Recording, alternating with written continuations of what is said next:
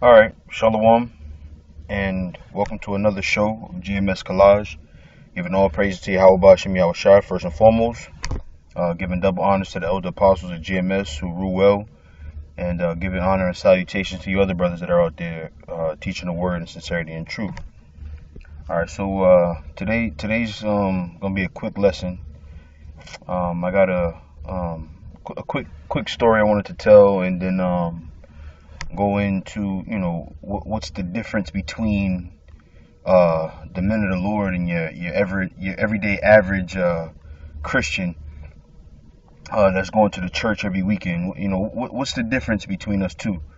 Because we both read the Bible, right? People see us out at camp on the weekends, and they see that we have the Bible, but there's something different about what we do compared to what they feel is the right way. So I'm gonna tell the story real quick and touch on what the difference is. Now I'll give this as a disclaimer. I'm not saying that this difference is the only difference.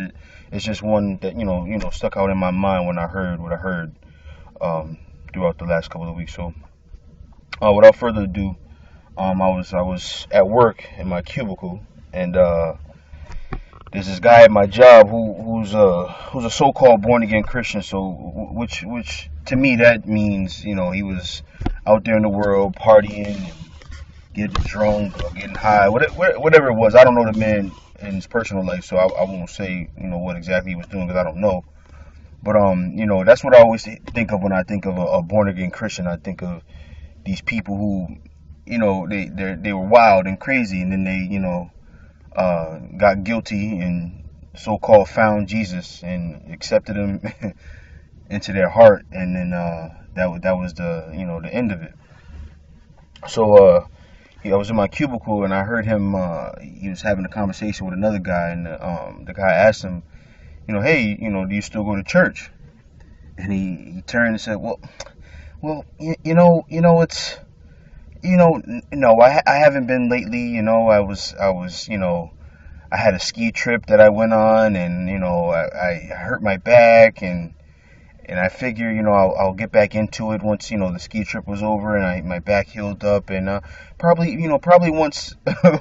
I'm laughing because it just sounds so crazy, but he said probably once the summer breaks, I'll be back at back at church and making sure that I'm there on a regular basis. But you know what? It's all about your relationship with God and your faith and how much you believe, and as long as that's strong and it's not wavering, you'll be all right.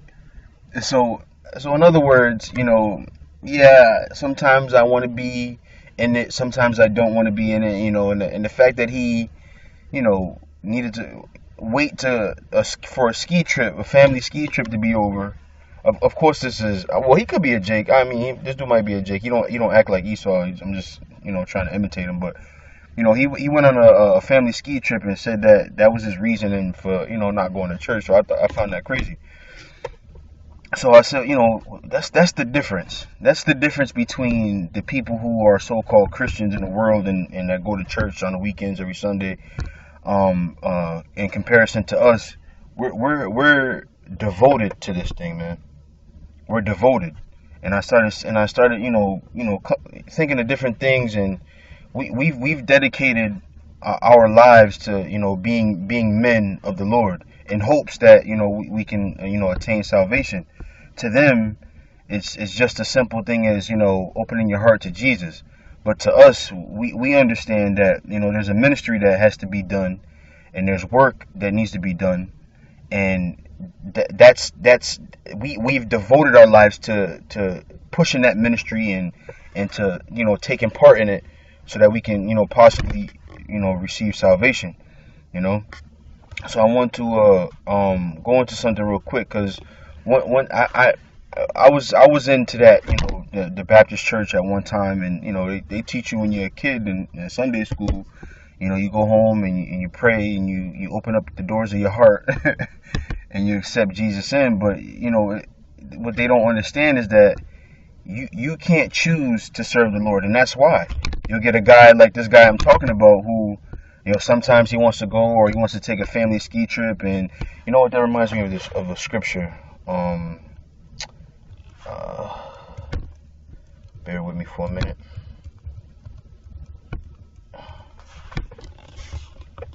It's gonna take me a while. Oh, maybe not. Okay. Let me try this one first. Oops, I hit the wrong button here. Bear with me for a second. Try this one first. It says here. Yep, here it is right here. Let's see. This is Matthew. I started at the 18 first. It says this is Matthew 8 and 18. It says, "Now when Yahushua saw great multitudes about him, he gave commandment to depart unto the other side. And a certain scribe came and said unto him, Master, I will follow thee whithersoever thou goest. And Yahushua saith unto him, The foxes have holes, and the birds of the air have nests, but the Son of Man hath not where to lay his head." It says here, and it says, "And another of his disciples said unto him, Lord, suffer me first to go and bury my father. But Yahushua said unto him, Follow me, and let the dead bury the dead." So in other words, you don't put anything before this truth. Not a ski trip, not a family situation or what have you. The truth comes first, man. The scriptures say that he who loveth father or mother more than he loveth me is not worthy of me. So we are to put this truth first. We are to be devoted, and our devotion should be towards doing the work and doing the ministry. So even here, this is a man whose father died.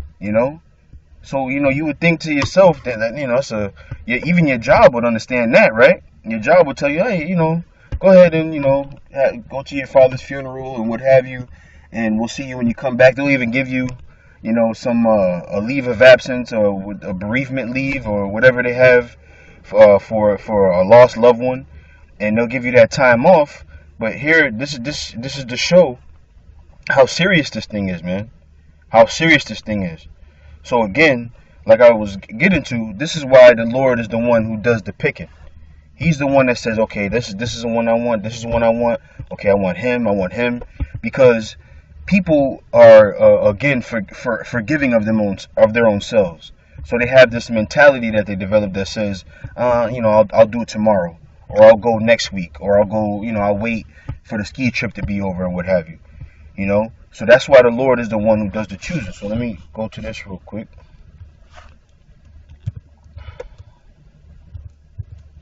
Shit. What the fuck is this?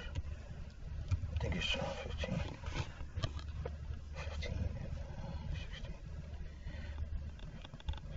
16. It says here, it says, "Ye have not chosen me, but I have chosen you, and ordained you that ye should go and bring forth fruit, and that your fruit should remain." So that's the important part.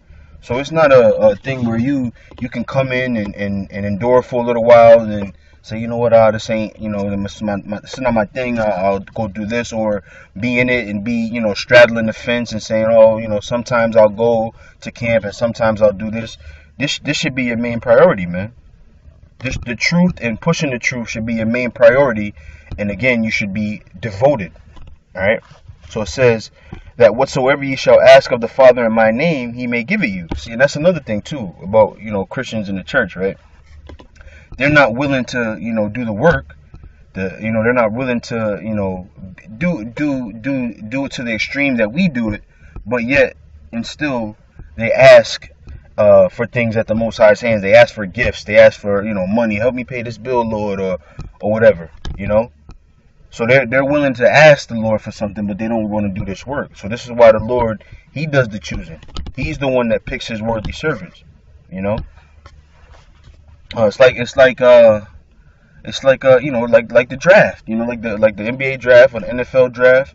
Those coaches and GMs, they don't just go pick any nigga who's, I didn't feel like catching that ball, or I didn't feel like diving for that ball, or I didn't feel like getting that rebound, or I didn't feel like running that fast on that play. They picked the top niggas, and it's the same thing with the Lord. He picked men that he knew would devote their lives to this thing, So I wanna look up. I got the definition of the word devoted here, and I wanna read it really quick. It says devoted, very loving or loyal, right? It says given over to the display, study, or discussion of. You see, so that's what we should be. We should be. Matter of fact, what's that scripture there? Go ahead. It's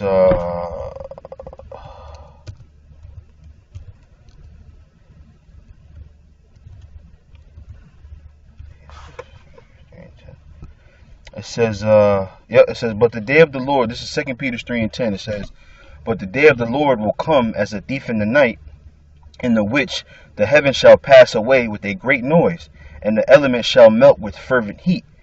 The earth also and the works that are therein shall be burned up. Verse 11. Seeing then that all these things shall be dissolved, what manner of persons ought ye to be in all holy conversation and godliness? You see, so that's indicative of devotion, man. When you're in all holy conversation and that's all your mind is geared towards, that's devotion. So let's go back to this word really quick. Let's go to, let's see, it says give all or a large part of one's time or resources to a person, activity, or cause. What is our cause? We're trying to obtain the kingdom of heaven. That's our cause. To establish the word of Yahweh B'Hashem Yahweh Shai. That's our cause. And that's the thing that we give all our time, all or most of our time to. You see? It says invoke or pronounce a curse upon.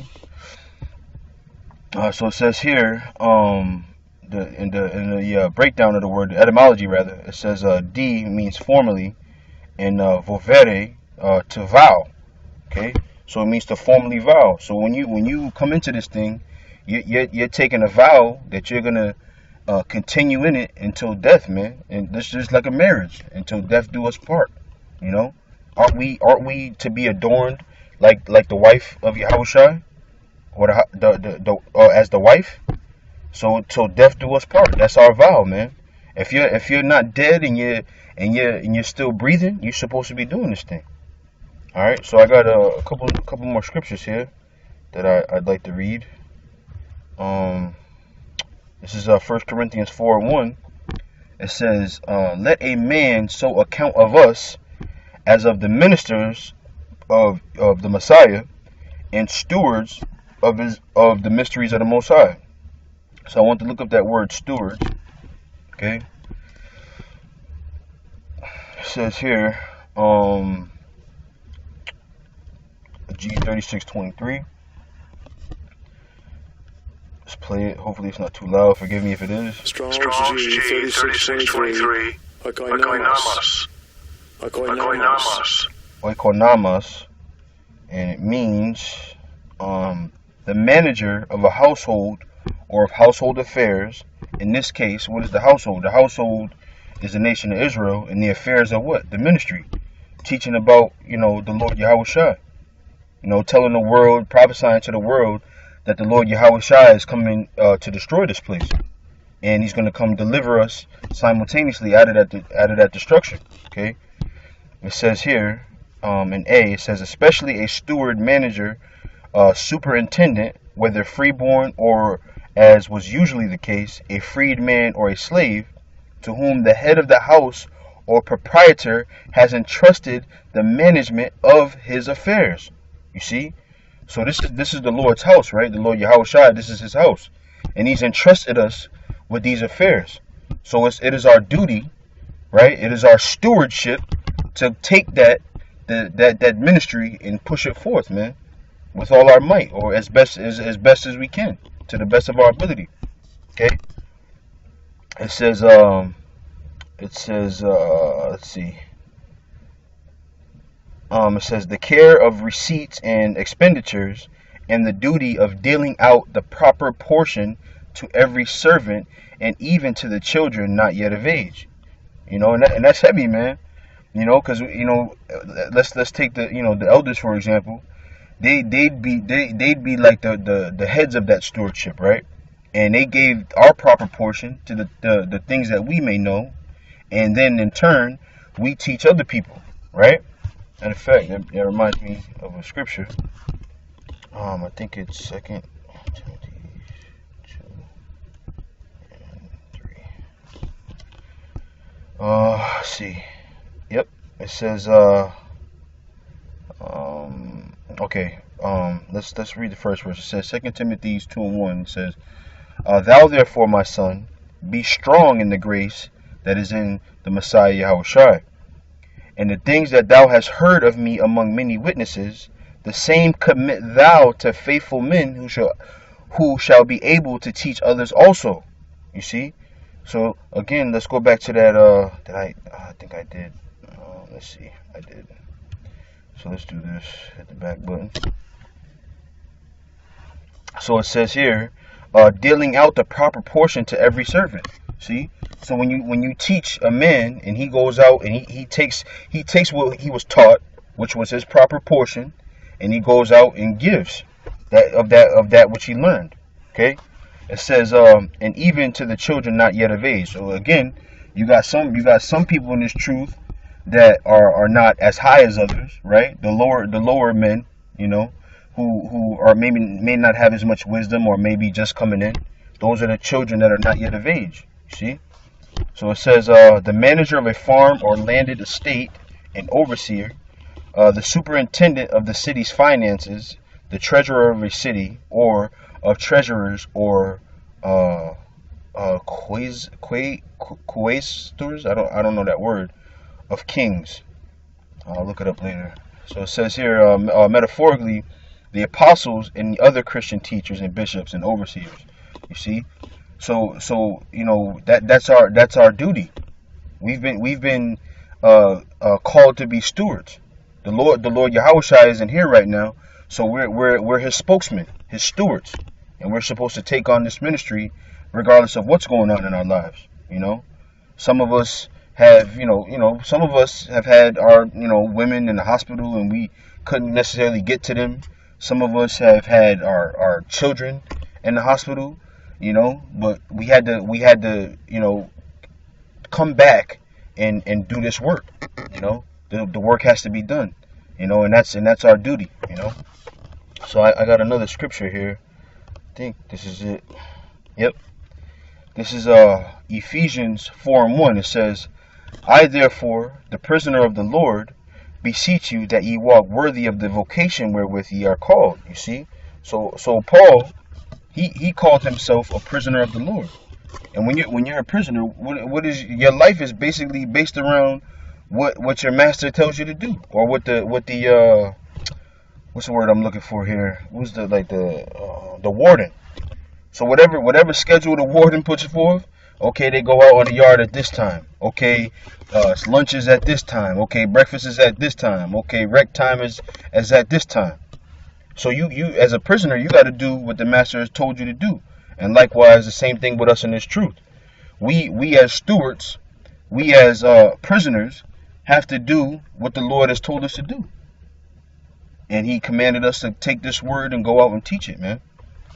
So it says, and the word I really want to highlight here, it says, beseech you that ye walk worthy of the vocation wherewith ye are called. So I want to look up that word vocation in here. Then I want to go back really quick. Sorry. It says here, vocation, G2821. Let's see here. Let's play it. Hopefully it's not too loud. Strong G2821. Klesis. Okay, klesis. And the definition is a calling to, a call, invitation to a feast of the divine invitation to embrace salvation of the Most High. You see? So let me do this. Let's do this. Vocation. Vocation. A strong feeling of suitability for a particular career or occupation. Now I went to a vocational school, so I know about that. When you go to a vocational school, you devote your whole time in high school to one trade. And what is our trade? Our trade is the ministry. Our trade is to, teach the word. It says a person's employment or main occupation. You see? So we got other things going on in our lives, right? Like I mentioned some things, children getting sick, parents getting sick. We have our job, which we make money by, but our main occupation is this truth. It says here, especially regarded as particularly worthy and requiring great dedication. You see? So this is our job requires great dedication, man. The scriptures say to give diligence to make your calling and election sure. You see? So that's the difference between the men of the Lord who focus on this ministry and the people who just like the feel good things of so-called Christianity. The difference is we're devoted, man. We put our lives into this thing. This is our life. There's sometimes where, and I'm not saying this is the right thing to do, but there's sometimes I'm at work and I'm, watching videos, I'm looking up scriptures, and I look around, I say, damn, I don't want to get caught doing something I'm not supposed to be doing. But, in reality, I am supposed to be doing it, and I say to myself, I wish I could get paid for this, and that's not anything to say I want to. I'll do it whether I get paid for it or not, which I do. But what I'm saying is, I wish that this was my job. I wish this was the thing that I could do for a living, as far as monetary gain, so that I could focus on it more. I wish my regular everyday job didn't take me away from this. So that's what I mean by that. I mean, people gonna mistake it the way they take it, but whatever. But yeah, I wish that my job wouldn't take me away from this truth. I always want to, every chance. Sometimes I'm at work and somebody might say something or do something, and it makes me think of a scripture, and I'll leave and go back to my desk and look it up, man. So I wish I could really do this as my main income. So let's go back. I don't know where I am here. Right. So it says a calling to call invitation to a feast of the divine invitation to embrace salvation of the Most High. Okay. So we've been invited and called to this truth. So it is our duty to take this truth and push it, man. So I just wanted to hit those a couple of things there. Hopefully the point was made. I actually enjoy doing this show. I enjoy doing all of them, but I particularly have fun with this just now. I'm feeling that way. But again, as always, Wadi Yahweh Bashim Yahushai for allowing me to take part in this truth and teach this word. Double honors to the elder apostles of GMS who rule well, and honor and salutations to you other brothers that are teaching in sincerity and truth. I hope this show was edifying. I hope it was informative. And until the next time, I'm gonna say shalom.